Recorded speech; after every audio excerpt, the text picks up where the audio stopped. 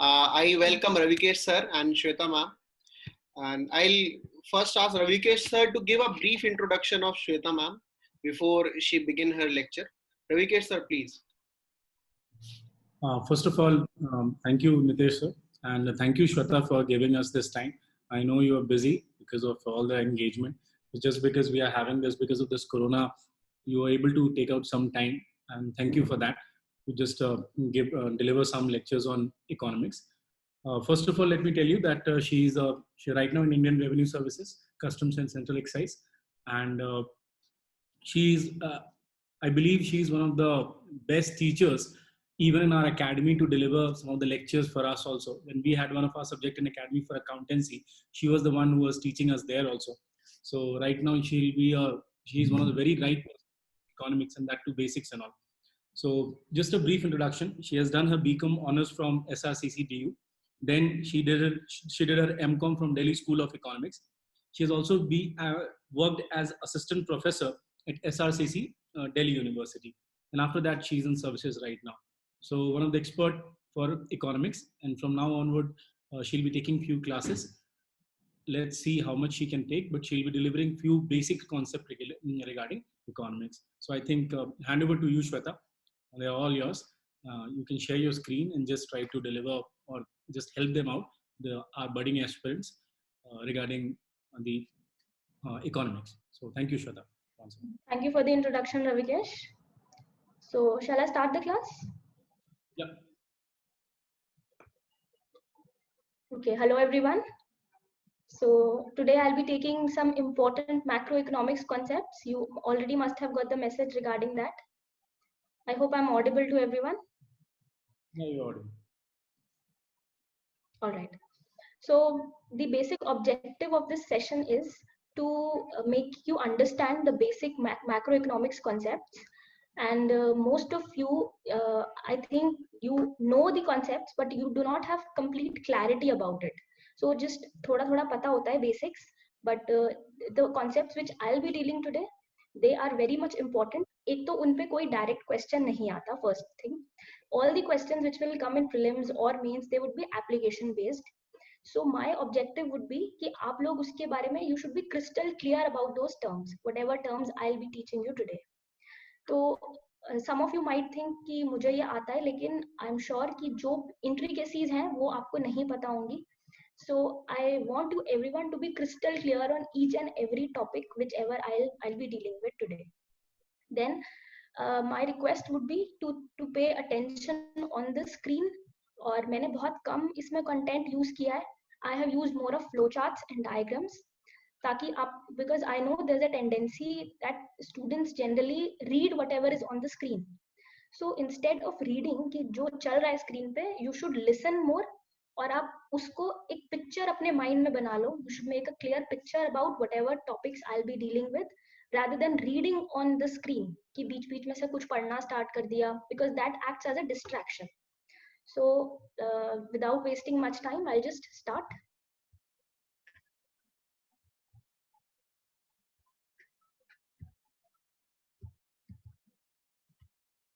Okay, so these are the important macroeconomic concepts.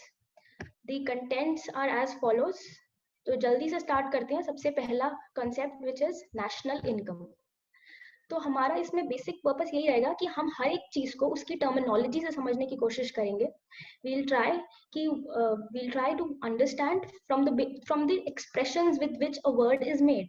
So national income. तो as you can read, national income is जो nation की income है, whatever income earned by the nation. So the basic definition of national income is the money value of final goods and services produced in an economy during an accounting period of time. So now imagine there's an economy. Since we are dealing with macroeconomic terms, so we have to talk in terms of macro terms only. कि जो भी हम बात करेंगे, they would be regarding whatever is happening in the economy. Don't think in terms of local terms or domestic terms. Think about the economy as a whole. So now we are talking about national income. So national income is whatever goods and services are produced in the economy during a financial year or during an accounting year. So that entire goods and services produced, they constitute the national income.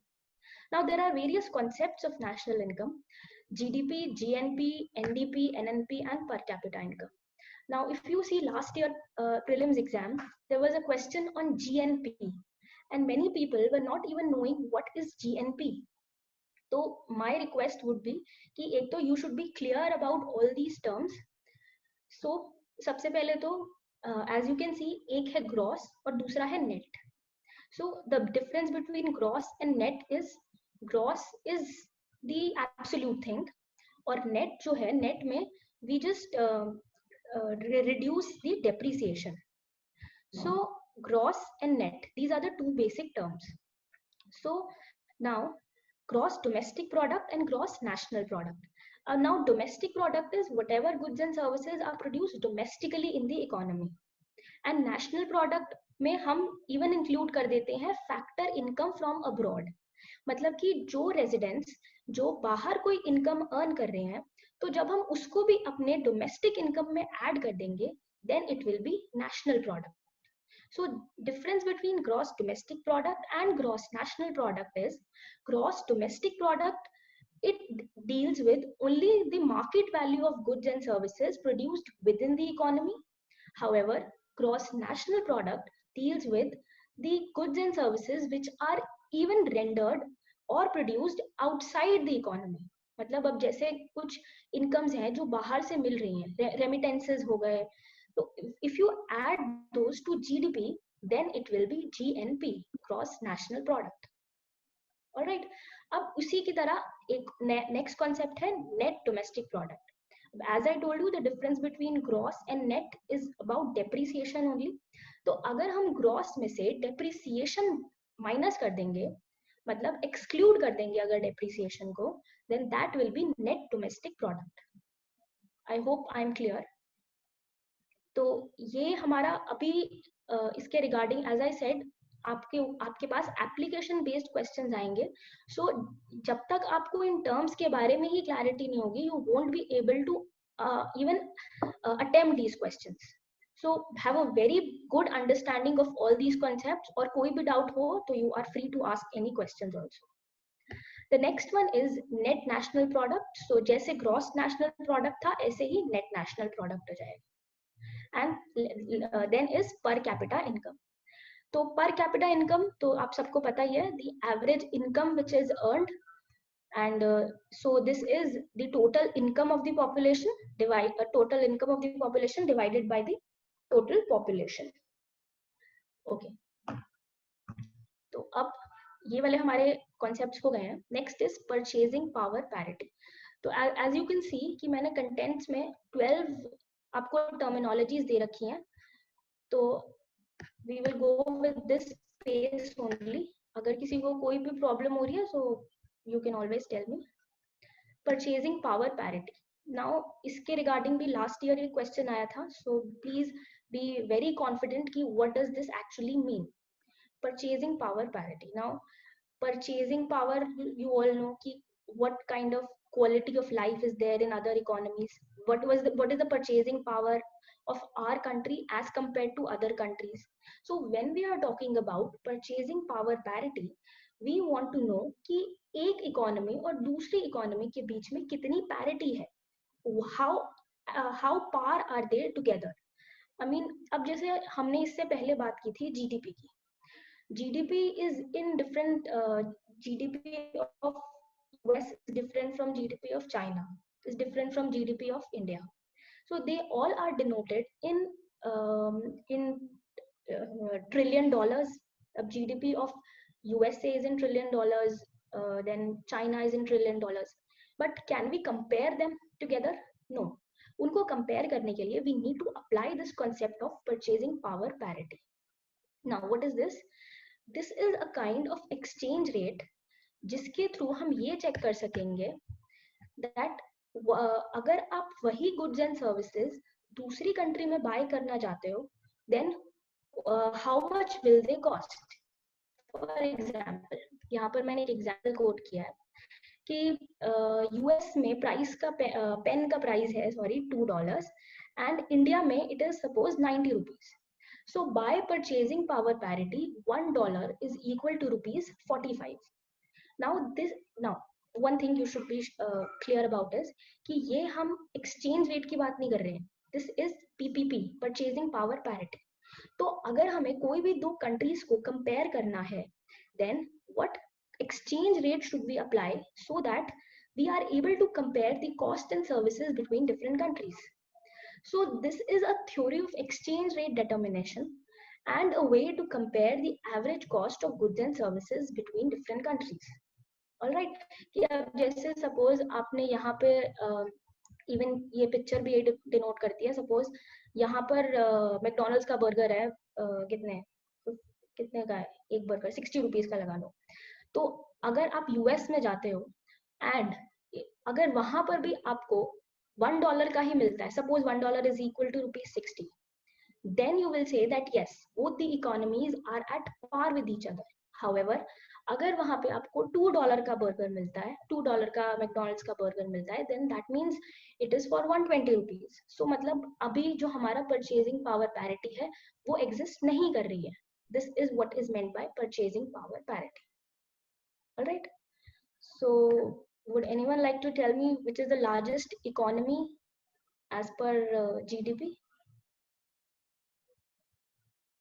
Largest economy कौन सी है? Okay, so that is US. So first is US, largest economy जो अभी तक है फिलहाल. And just a second. Yeah, I'm getting India's rank is number 3. I'm getting the messages. तो however, अगर आप purchasing power parity की बात करो तो यही आपके statistics नहीं है. See, as per GDP purchasing power parity, this is 2015 data. ये बस समझाने के लिए है. चाइना की GDP is 19,392 billion USD. तो purchasing power parity के according हमारा जो statistics है वो अलग हो जाते हैं and GDP as per nominal US terms वो अलग हो जाता है. For India की rank 3rd है. It's not 6th, it's 3rd. Yeah. All right. Next concept is real and nominal GDP. इस point पे I'll also advise you कि जो भी थोड़े से statistics हैं वो अपने exams के लिए जरूर याद करके जाना. मुझसे इंटरव्यू में पूछा गया था इंडिया की GDP कितनी है, इन न्यूमेरिकल टर्म पूछा था, रैंक क्या है, ग्रोथ रेट क्या है. तो these are certain concepts जो आपको मतलब प्रीलिम्स से लेके इंटरव्यू तक हर जगह परेशान करेंगे. So be very much clear about them. Okay, next is real and nominal GDP. तो ये बहुत easy सा concept है. Real GDP is the GDP in which inflation is even accounted for, और nominal GDP is the in nominal terms, absolute terms. तो जब हम nominal GDP में से inflation को exclude कर देंगे, then you will be able to get the real GDP. So the formula of real GDP is nominal GDP divided by deflator. That's not minus inflation, that's divided by deflator, जो कि inflation deflator होता है. तो यहाँ पर एक application based ये बात आ जाती है that in real GDP only growth is considered. However, in nominal GDP both growth and prices are considered. कि suppose कोई आपको ये layman terms में कोई बोल रहा है कि GDP तो काफी बढ़ रही है, he must be talking about nominal GDP. Now अब अगर nominal GDP बढ़ रही है, that does not necessarily mean कि इससे तुम्हारी growth ही बढ़ रही है. It might also connote कि आपके prices भी बढ़ रहे हैं. Prices भी बढ़ सकते हैं. अगर prices बढ़ रहे हैं तब भी nominal GDP बढ़ेगी. So you should be careful कि वो आपको real GDP terms में बात करे rather than nominal GDP में, because real GDP only captures growth. So ये एक और उसी से regarding diagram आप देख सकते हो. The balloon which you can see, this blue color balloon, that is the nominal GDP, और उसके अंदर का part है real GDP का. Okay, so I am getting certain doubts as far as the GDP deflator and base effect is considered. तो GDP deflator की अगर मैं बात करूं तो this is a kind of ये हम जब भी सारे prices को base year पे एक index number निकाल लेते हैं, then we are able to calculate the GDP deflator. सो अब जैसे डिफरेंट इकोनॉमीज में या एक इकोनॉमी की बात करते हैं, उसमें आपका इन्फ्लेशन है, इन्फ्लेशन का एक ग्राफ बनता है एंड डिफरेंट ईयर्स की जो प्राइस लेवल्स है उनको देखा जाता है and you take 1 year as a base year. तो उसी को हम बेस इफेक्ट की बात करते हैं। When you consider 1 year as base year and then calculate the price level of the current year in comparison to that base year, then we are able to calculate this deflator. तो इसी के through हम जब मतलब एक तरह से हमने प्राइस लेवल से डिवाइड कर दिया, price level in comparison to the base year, then we are able to get this real GDP, मतलब by dividing it with nominal GDP of course, then we will get real GDP. Okay, next is economic growth and economic development. अब ये भी बहुत simple terms है, तो यहाँ पर हमारा ऑब्जेक्टिव यही रहेगा कि जो टर्म्स किसी को नहीं आती वो जरूर इसके बारे में you should be very much clear right now, और जिसको आती है बहुत अच्छी बात है। और economic growth and economic development, तो अभी जो हम नेशनल इनकम की बात कर रहे थे या फिर जीडीपी की जो बात कर रहे थे, दैट कैप्चर्स इकोनॉमिक ग्रोथ या फिर ग्रोथ ऑफ द इकोनॉमी। तो मतलब जो भी क्वांटिटेटिव मेजर्स हो गए सारे, जैसे इंक्रीज इन आउटपुट या फिर जैसे higher incomes, increase in GDP, unemployment क्या रेट चल रहा है, इन्फ्लेशन कितनी है, what is the growth, labour rates क्या चल रहे हैं, वो सब आ जाते हैं इकोनॉमिक ग्रोथ में। हाउएवर जब हम उसके अंदर कुछ क्वालिटेटिव फैक्टर्स ऐड कर देते हैं, for example how much the quality of life is improving, human development index क्या है, improve access to education और health care कितना है, then it forms economic development. So there's fine line of difference between growth and development. If you add progress or improvement in the standard of living of people, then it is economic development. Economic growth में अगर हम qualitative factors add करते चले, that how the wealth is distributed, not just creation of wealth but also distribution of wealth, कि जो trickle down effect हम बोलते हैं, कि जो last person है उस तक हमारे resources पहुंच रहे हैं नहीं पहुंच रहे, then जब हम वो भी उसमें ऐड कर देंगे इकोनॉमिक ग्रोथ में, it will form economic development.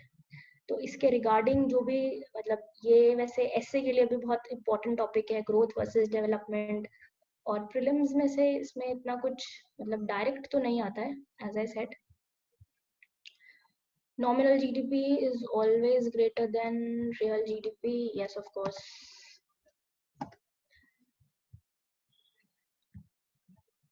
क्योंकि नॉमिनल जीडीपी, अब ये देखो ना आप, ये डायग्राम अगर ये भी आपके माइंड में ये पिक्चर क्रिएट हो जाएगी कि नॉमिनल जीडीपी कैसे मतलब ऊपर इन्फ्लेट कर रहा है और real GDP is just a part of nominal GDP, तो ये भी आपको समझ में आ जाएगा। सो ट्राई कि जो अभी ये स्क्रीन पर है आप इसको अपने माइंड में अच्छी तरह से सेट कर लो इन सब चीजों को। Okay, next topic is government budget, very important topic, and I want कि after this session is over आप खुद इतने ज्यादा एक्सपर्ट हो जाने चाहिए इन सब टॉपिक्स में, इन सब टर्म्स में, कि कुछ भी एप्लीकेशन रिलेटेड इनसे आता है तो you should be able to quickly attempt these questions, कि आपको एक सेकंड में चीजें समझ में आ जानी चाहिए कि what the question is trying to ask you, that you should yourself be able to form a correlation between all these terms. Okay, so structure of government budget, तो एक साइड है बजट रिसीट्स एंड दूसरी side है budget expenditure. Now, budget receipts can be of two types, revenue receipts and capital receipts, and budget expenditure, revenue expenditure and capital expenditure. तो अभी जैसे नीति आयोग जब start हुआ था, तो उससे पहले जब हम 5 ईयर प्लान्स बनाते थे, उस टाइम पे हमारा चलता था plan expenditure and non plan expenditure, उसको उस कॉन्सेप्ट को पूरा हटाकर देन अब we have done this thing of introducing only revenue items and capital items. Now, what is this revenue and capital? तो अगर बहुत ही सिंपल टर्म्स में बात करनी हो, revenue deals with the short, revenue items जो भी होती हैं वो सारी शॉर्ट टर्म नेचर की होती हैं, एंड कैपिटल आइटम्स जब भी हम बात करेंगे हम लॉन्ग टर्म की बात करेंगे। नाउ ये तो अपने माइंड में इसको बस समझ लो कि ये आपको हमेशा याद रहना ही चाहिए। अब रेवेन्यू रिसीट्स की बात है, अब रिसीट्स क्या है, वट एवर मॉनेटरी फंड्स, मतलब कुछ भी whatever you are receiving वो सब रिसीप्ट्स हैं. Now when you will get those receipts for short term, मतलब कि जब वो एक रेगुलर नेचर की हो जाएंगी, then it will be a kind of revenue receipt. However, capital receipts are of irregular nature, designed to meet your long term needs. जैसे कि रेवेन्यू रिसीट्स का एग्जांपल जो मैंने दिया है, टैक्सेस है, जीएसटी हो गया, इनकम टैक्स हो गया, ये रेगुलर नेचर पे गवर्नमेंट के पास आते ही रहते हैं.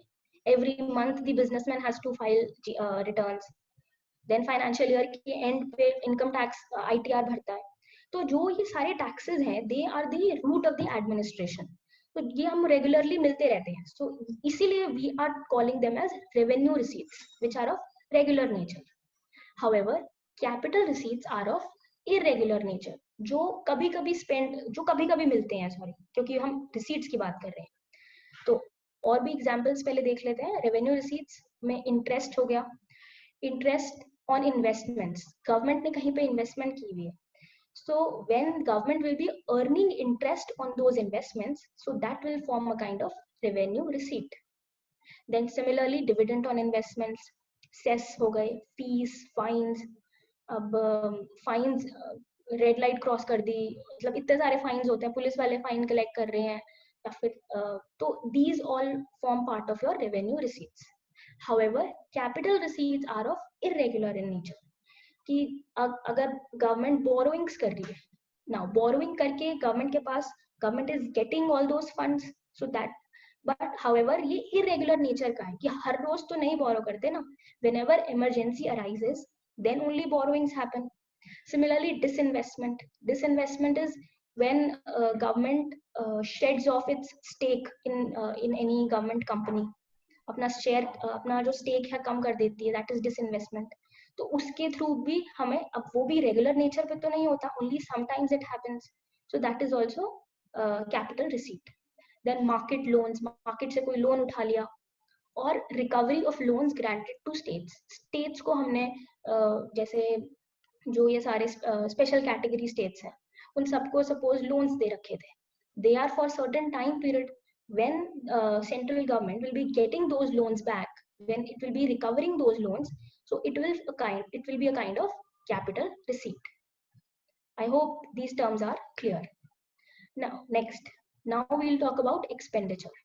Budget expenditure में ऐसी ही है एक revenue expenditure, and second one is capital expenditure.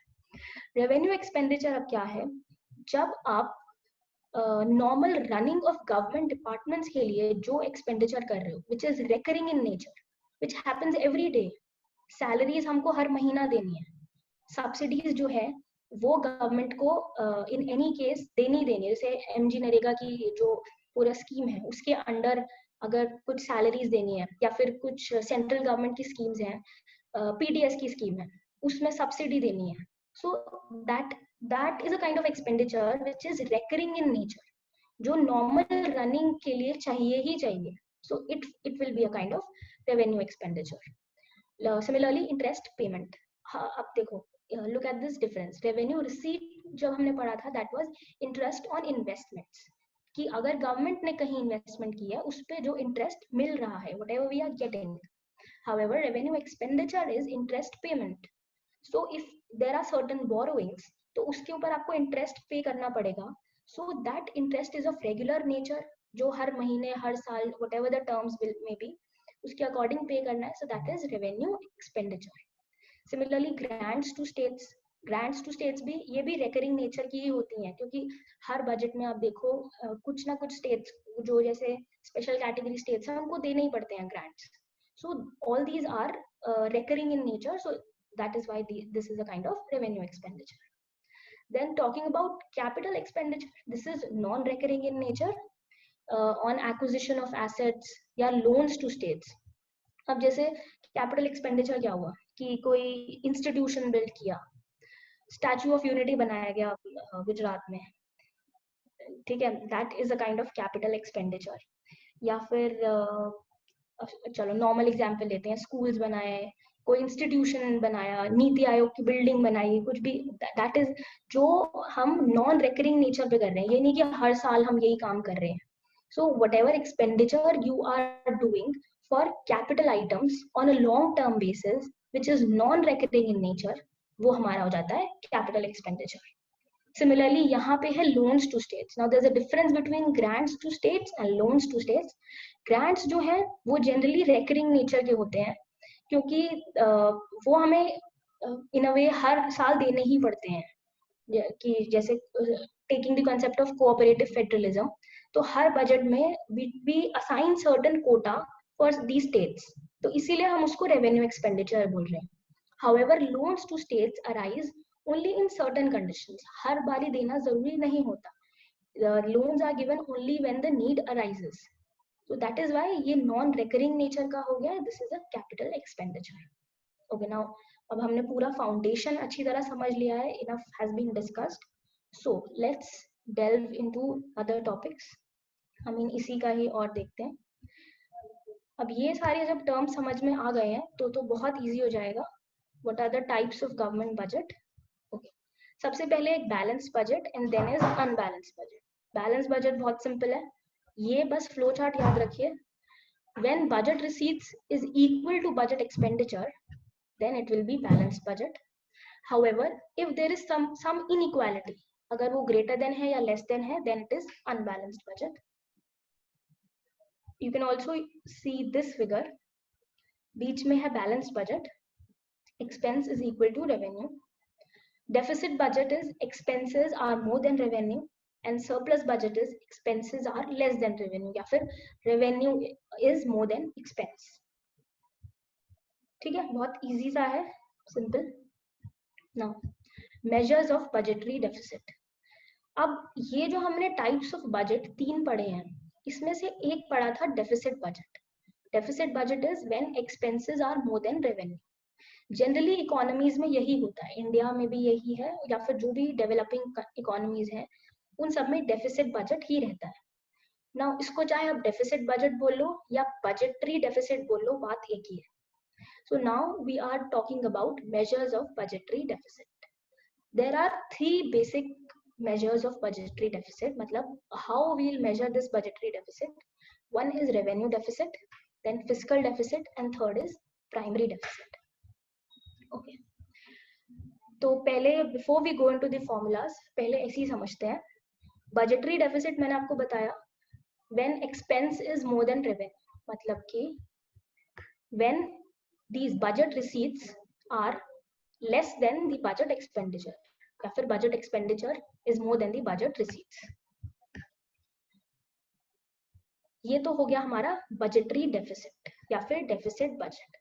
अब बहुत इजी से इसको समझने की कोशिश करेंगे. Revenue deficit, since it is talking about revenue only, तो that means when revenue expenditure is more than revenue receipts, it will be revenue deficit. Very easy. इसका मतलब तो हमने समझ ही लिया था, रेवेन्यू एक्सपेंडिचर क्या होता है, रेवेन्यू रिसीट्स क्या होते हैं. So when revenue expenditure is more than revenue receipts, it is revenue deficit. Fiscal deficit. Now fiscal deficit बहुत इंपॉर्टेंट है. अब देखो फिस्कल डेफिसिट में क्या है. बजटरी डेफिसिट होता था total budget receipts minus total budget expenditure minus total budget receipts. You can see these formulas. However fiscal deficit में total expenditure, total budget expenditure minus total budget receipts excluding borrowings, उसमें हम borrowings का component exclude कर देते हैं. जब हम budgetary deficit की बात कर रहे थे तो उसमें खाली था हमारा, तो उसमें हमारा सारा कंपोनेंट कवर्ड था. Budget expenditure minus budget receipts, all the items were covered under this budgetary deficit. However when I am talking about only fiscal deficit, तो उसके अंदर budget expenditure minus budget receipts excluding borrowings होगा. Just a second, I'll just answer the question. Expenditure on maintenance of any building will come under revenue or capital expenditure. That is capital expenditure.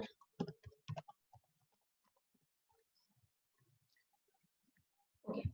So fiscal deficit की जब हम बात कर रहे थे तो उसमें as I told you कि जो ये टोटल वाला पार्ट है, हम टोटल नहीं लेंगे, budget expenditure minus budget receipts excluding borrowings. अब देखो बजट रिसीट्स में एक था रेवेन्यू रिसीट्स और दूसरा था कैपिटल रिसीट्स। कैपिटल रिसीट्स में एक पार्ट है बोरोइंग्स का।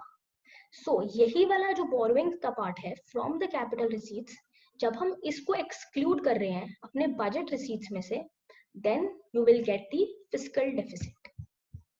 एक बार इसका फॉर्मूला देखो। रेवेन्यू डेफिसिट सबको क्लियरली समझ में आया? Revenue expenditure minus revenue receipts. Budgetary deficit या फिर deficit budget, total expenditure minus total receipts. ये जो आगे का पार्ट है इस पे अभी मत ध्यान दो, this is not important. Then third वाला बाद में पढ़ते हैं, पहले फोर्थ पे ध्यान दो। Fiscal deficit which is total expenditure minus revenue receipts plus recovery of loans plus receipts from sale of assets by the public sector enterprises. इसका कहने का क्या मतलब है? देखो, the difference between budgetary deficit and fiscal deficit is only of borrowings. जब हमने total expenditure minus total receipts किया था तो वो बना था बजटरी डेफिसिट। हाउएवर, जब हम total expenditure minus total receipts excluding borrowings करेंगे तो फिर वो बनेगा fiscal deficit. So in a way we can say कि fiscal deficit it shows the borrowing requirements of the company of the economy, कि जो भी borrowing requirements हैं एक country की, एक economy की, वो हमारा बनाता है fiscal deficit. All right, so I hope I am able to explain this thing. Fiscal deficit जो है वो आपकी borrowing requirements दिखाता है। सपोज अगर 3% ऑफ फिस्कल डेफिसिट है जो प्रोजेक्टेड है FRBM एक्ट में, सो दैट मीन्स कि हमारी जो बोरोइंग रिक्वायरमेंट्स हैं, इंडिया की बोरोइंग रिक्वायरमेंट्स हैं 3% of GDP। Alright, now another concept is primary deficit. Primary deficit is fiscal deficit minus interest payments. अभी हमने बात की थी फिस्कल डेफिसिट की, विच इज कि ये जो होता है that is the borrowing requirements. अब कुछ बोरोइंग रिक्वायरमेंट्स हैं तो उसमें इंटरेस्ट पेमेंट भी बनेगी। Every year the country will be borrowing something, तो फिर इंटरेस्ट भी कुछ पे करना पड़ेगा। अगर हम वो इंटरेस्ट वाला कंपोनेंट हटा दें, if we exclude that interest component from the fiscal deficit, then the resultant figure will be primary deficit. ठीक है, now be very confident about this thing. Primary deficit is not same as fiscal deficit. Fiscal deficit deals with only borrowing requirements. जो भी एक country की borrowing requirements हैं, be it any % of GDP, that is fiscal deficit. However, when you exclude interest payments from fiscal deficit, then it will be primary deficit. Now, यहाँ पर I'll ask you a question. What do you think? India का primary deficit generally high होता है या लो होता है? India's primary deficit is generally high or low? Yeah, it's low. And the reason being, हमारा interest payments का जो component है वो बहुत ज्यादा लार्ज होता है। जो भी हम बोरोइंग्स करते हैं उसमें से इंटरेस्ट पेमेंट्स अगर हम निकाल दें, that is known as primary deficit. So Prashant has asked primary deficit को दोबारा से एक्सप्लेन करने के लिए। सो प्रशांत, सी फिस्कल डेफिसिट जो है वो तो एक कंट्री की बोरोइंग रिक्वायरमेंट्स हो गई कि कितना हमें बोरो करना है। हमने ये देख लिया that our expenditure is going too much, हमारा कंट्री का एक्सपेंडिचर इतना ज्यादा है, मतलब हमें इस चीज पे भी स्पेंड करना है, इस पे भी स्पेंड करना है, our expenditure will be too much. However जो हमें रेवेन्यू मिल रहा है वो बहुत कम मिल रहा है। जो revenue from taxes, revenue from disinvestment, वो बहुत कम है।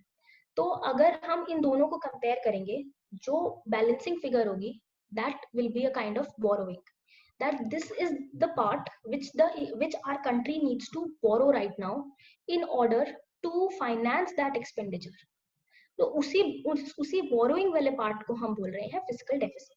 Now when we reduce interest payments, अब borrow की हमने, borrow कर लिया, market से borrow कर लिया country ने, या फिर RBI से borrow कर लिया, borrow करने पे साथ में कुछ interest भी देना पड़ेगा।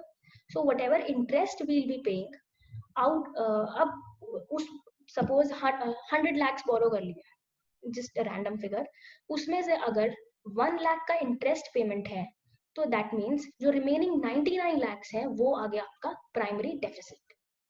All right, I hope I'm now clear regarding what primary deficit is. Now एक और इसमें टर्म आई है which is deficit financing. अब ये भी fiscal deficit के regarding ही टर्म है. Fiscal deficit,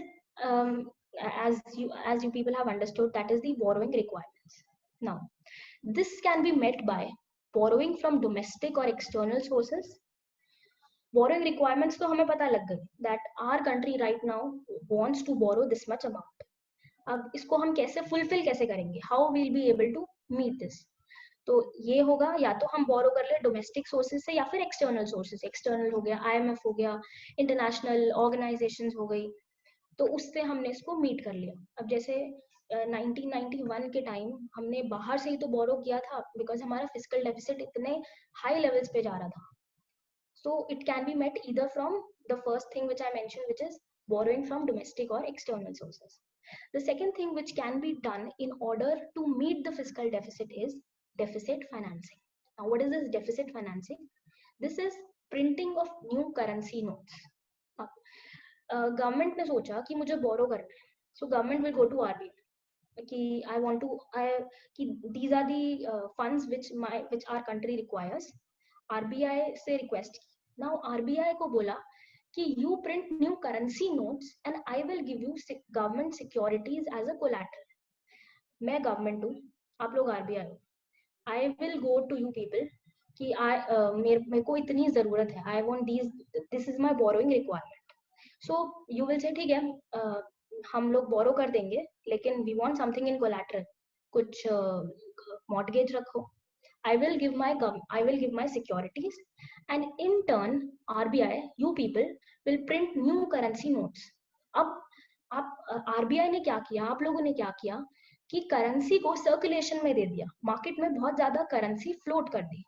now when me government, when I will spend these currency notes, ये जो अब मेरे पास पैसा आ गया, when I will spend it, तो मेरे एक्सपेंडिचर तो मीट हो जाएगा जो मुझे जहां जहां स्पेंड करना था, because my borrowing requirements have been met.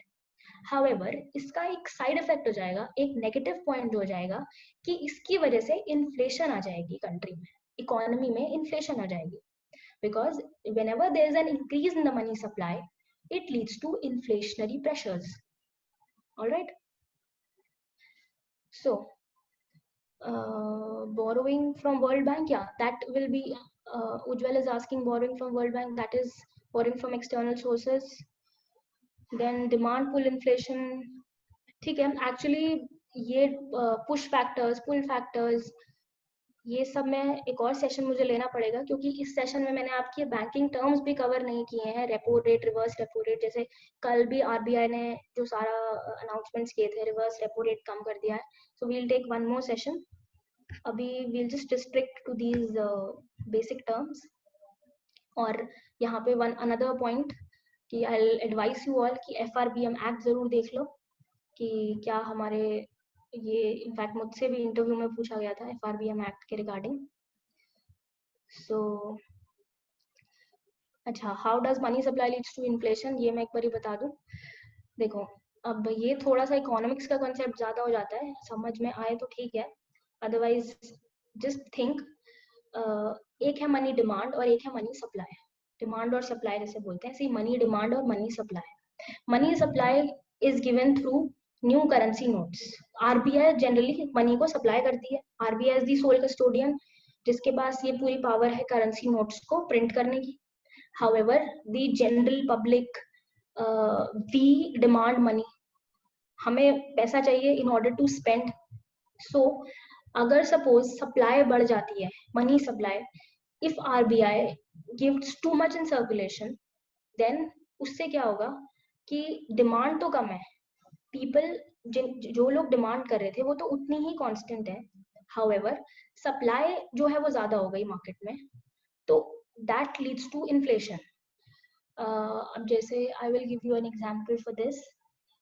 Inflation क्या होती है? Inflation is increase in the price levels, या फिर इसको हम सिंपल टर्म्स में बोले कि टू मेनी मतलब too few people chasing too much funds, ये जनरली एक टर्म होता है, मुझे क्लियरली याद नहीं आ रहा है। Inflation is increase in the price level, कि जब प्राइसेस बढ़ जाते हैं, तो अगर कोई ऐसी चीज है जिसकी सप्लाई बहुत ज्यादा है, हाउएवर डिमांड उतनी ही है, तो फिर उसका प्राइस बढ़ जाएगा। कैसे एक्सप्लेन करूं? सपोज कोई कोई चीज है, मैगी है, मैगी की डिमांड उतनी है, हाउएवर सप्लाई बहुत ज्यादा हो गई मार्केट में, तो अब उस सप्लाई बहुत ज्यादा हो गई हाउएवर डिमांड उतनी ही है, अब उस सप्लाई को तो हम कम नहीं कर सकते, सप्लाई तो आ गई है मार्केट में, अब डिमांड को बढ़ाना पड़ेगा। डिमांड को जब हम इंक्रीज करेंगे तो उसकी वजह से प्राइसेस भी इंक्रीज हो जाएंगे। जब डिमांड इंक्रीज होगी तो those people will be after all those products, तो जो पीछे से सप्लायर है वो उसका प्राइस भी बढ़ा देगा, क्योंकि डिमांड इंक्रीज हो रही है ना धीरे धीरे, in order to meet the supply which has already increased. I hope अब ये थोड़ा सा क्लियर हो जाएगा। हाउएवर ये पूरा ऐसे ग्राफ से समझाना पड़ता है कि ये यहाँ शिफ्ट हो रहा है, तो जस्ट एक ये बात समझ लो कि जब भी न्यू करेंसी नोट्स आ जाते हैं, सपोज ऐसे समझो ना कि रजनीकांत की मूवी है एंड वो ऊपर से नोट्स फेंक रहा है, छत पे खड़ा होके नोट्स की बारिश कर रहा है, तो सब लोगों के पास नोट्स ही नोट्स आ गए। तो अब इतना ज्यादा जब मतलब सप्लाई इतनी हो गई है, तो फिर कंजम्पशन के लिए बहुत ज्यादा मतलब it will be pressure on whatever existing resources we have. तो ग्रेजुअली उसकी वजह से जो भी सप्लायर्स हैं वो अपने प्रोडक्ट्स के दाम भी बढ़ा देंगे, they will increase the prices also and that will lead to inflation. Alright, I hope now it will be clear. Now next is foreign exchange reserves. Foreign exchange reserves ये सबको बहुत ही लेमली पता होता है कि होते क्या है। Now we'll deal with this in detail. सबसे पहले हुआ फॉरेन, अब इसमें there are 4 parts of foreign exchange reserves: foreign currency assets, gold, reserve tranche position and SDR, special drawing rights. As you can see in the graph, foreign currency assets form 91% of the total reserve in India. Then comes 7% of gold.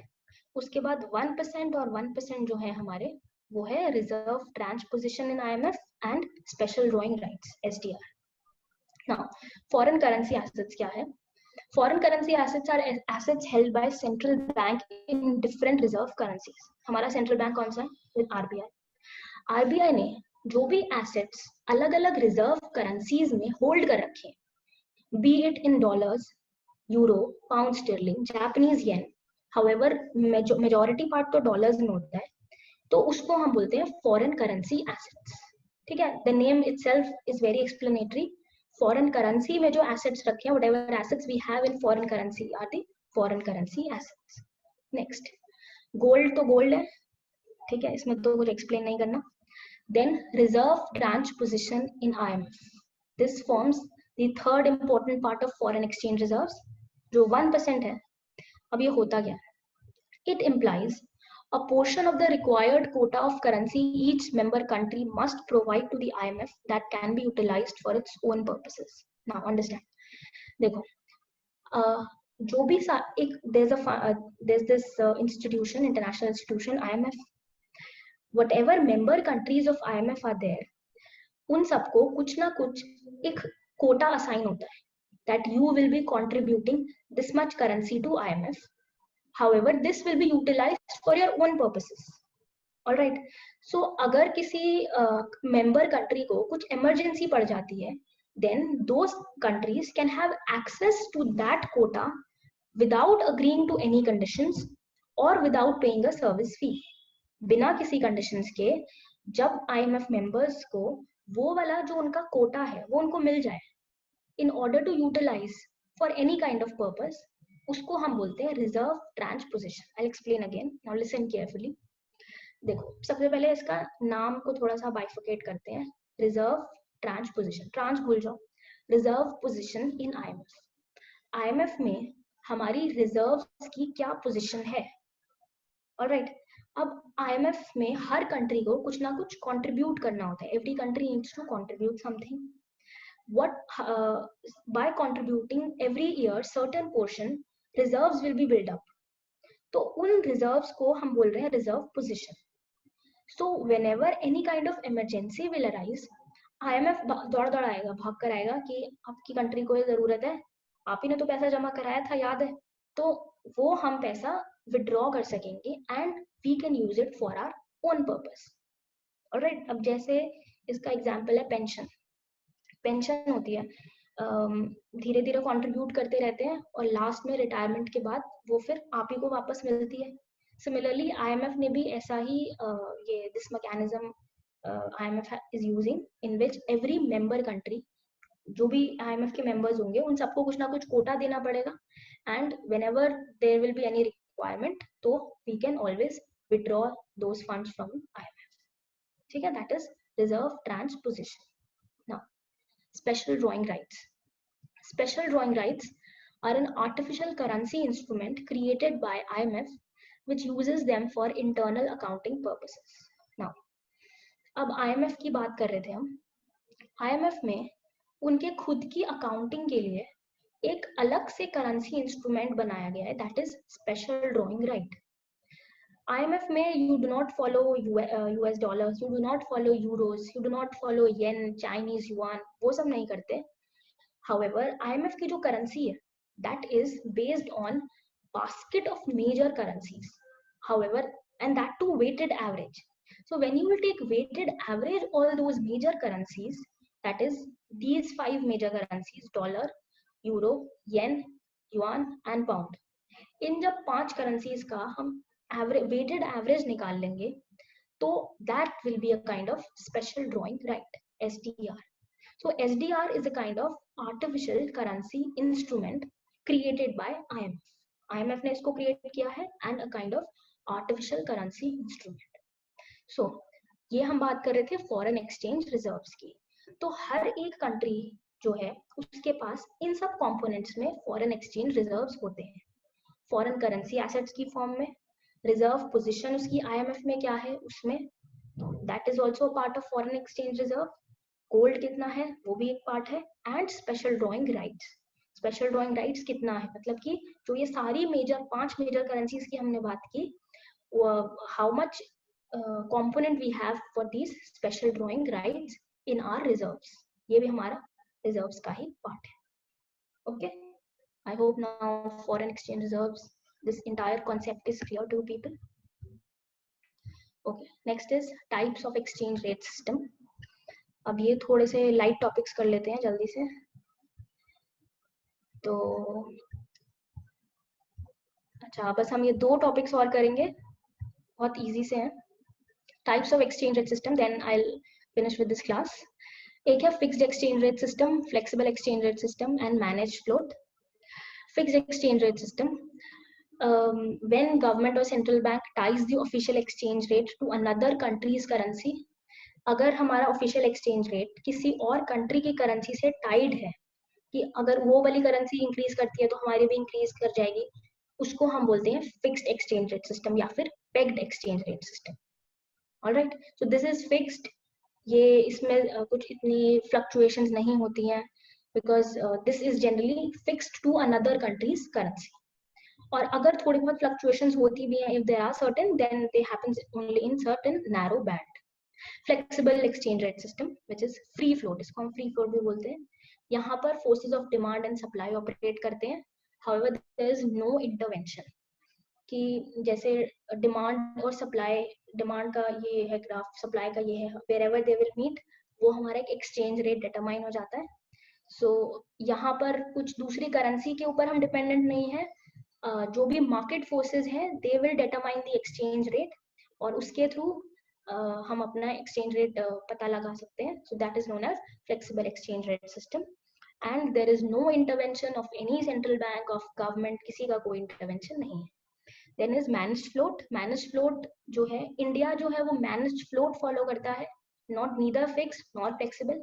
Managed float में क्या होता है कि flexible का ही एक variant है, forces of demand and supply तो operate करते हैं, हाउएवर आरबीआई बीच में इंटरवीन कर सकता है in order to stem the volatility. अगर बहुत ज्यादा फ्लक्चुएशन हो जाती है तो उसके लिए आरबीआई इंटरवीन कर सकता है। So that is known as managed float. Alright, so these are the 3 types of exchange rate system. Then appreciation and depreciation, ये बहुत ही कॉमनली यूज टर्म्स हैं, we'll just quickly do these.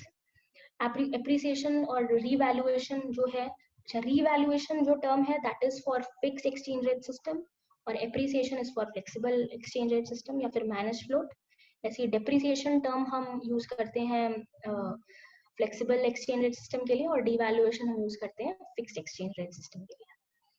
तो appreciation is when there is increase in the value of currency in terms of another foreign currency, कि अगर हमें if $1 is equal to 50 rupees suppose, और अगर $1 49 rupees का हो जाता है, so that is appreciation in Indian currency, क्योंकि अब हमें मतलब now you will say rupee is increasing, कि हमारे जो एक्सपोर्ट्स हैं वो एक्सपेंसिव हो जाएंगे, इंपोर्ट्स जो है वो चीपर हो जाएंगे, that is known as appreciation. However, depreciation is when there is decrease in the value of a currency in terms of another foreign currency. तो appreciation होता भी increase है, depreciation is decrease. So whenever one currency will decrease in terms of another foreign currency, that is depreciation. Depreciation का मतलब कि रुपी fall कर रहा है, अगर $1 70 rupees, 80 rupees, 100 rupees ऐसे चला जाए, that is depreciation of currency. Rupee fall कर रहा है. So in that case, your exports are getting cheaper. However, imports are getting expensive. Imports महंगे हो रहे हैं, exports are getting cheaper. So this way you can correlate what appreciation is. So I hope I am clear with this also. अब 8 topics हो गए हैं, मैंने 12 का टारगेट लेके स्टार्ट किया था. Anyways, बाकी के हम करते हैं बाद में. So we'll just finish.